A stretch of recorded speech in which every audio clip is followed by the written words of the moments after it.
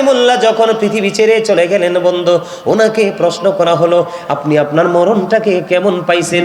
তিনি উত্তর দিয়ে দিলেন, আমি আমার মরণটাকে এমন মনে করেছি, আমার কাছে আমার মৃত্যুটাকে এমন মনে হয়েছে গো, আমার কাছে মনে হয়েছে জীবিত একটা চড়ুই পাখিকে উত্তপ্ত তেলের কড়াইয়ের মধ্যে ছেড়ে দিলে ওই চড়ুই পাখিটার যেমন অবস্থা হয়, আমি মূসার কাছে মরণটা ঠিক তেমনি মনে হয়েছে।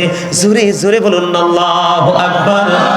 আল্লাহ রাব্বুল আলামিন 8 জন নবীকে স্বর্গীয় উপাধি দিয়েছেন। কয়জন নবী? 8 জন নবীকে স্বর্গীয় উপাধি দিয়েছেন।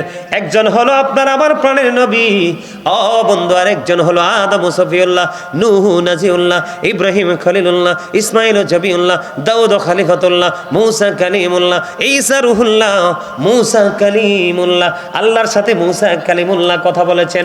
মূসা স্পোক টু আল্লাহ। জোরে জোরে বলেন না সুবহানাল্লাহ।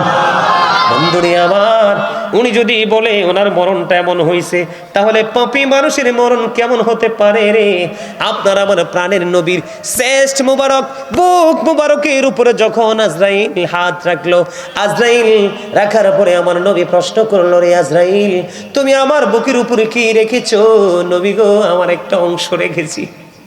আমার নবীজি একটা ডাক দিয়ে বললেন, আজরাইল, আমার কাছে মনে হয় ও আজরাইল, আসমান জমিন যদি আমার বুকের উপর তুলে দেওয়া হতো রে, আমি নবীর কাছে এত কষ্ট করে মনে হতো না।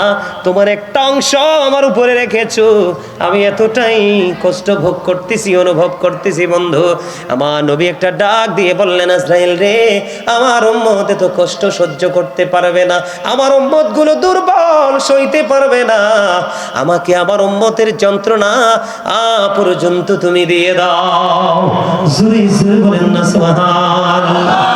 বন্ধুরে আমার, ঈসা নবী এমন একজন নবী ছিলেন বন্ধু, ওনার হাতের ইশারায় আশার আঘাতে মরা মানুষ জিন্দা হয়ে যাইত। এটা আপনারা শুনছেননি কখনো?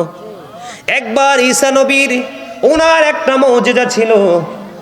বন্ধু, একদিন উনি এবং ওনার সঙ্গীরা অনুমতি নিয়ে একটা বকরি খেয়েছিলেন। ওনার সঙ্গীদেরকে সহ বলেছিলেন, তোমরা বকরিটা খাওয়ার পর একটা কাজ করবা, কাজটা হলো তোমরা চামড়াগুলো, হাড়গুলো একত্রিত করে রাখবা। বকরি জবাই হলো, গোস্ত মানুষ খেয়ে ফেললো, এক জায়গার মধ্যে রাখা হলো। ঈসা নবীর হাতে একটা বরকতময় আশা ছিল, আশাটা দিয়ে টাচ করতে দেরি, ওই বকরি আবার পুনরায় জিন্দা হয়ে পালে যাইতে দেরি করে না। সুবহানাল্লাহ বলেন না।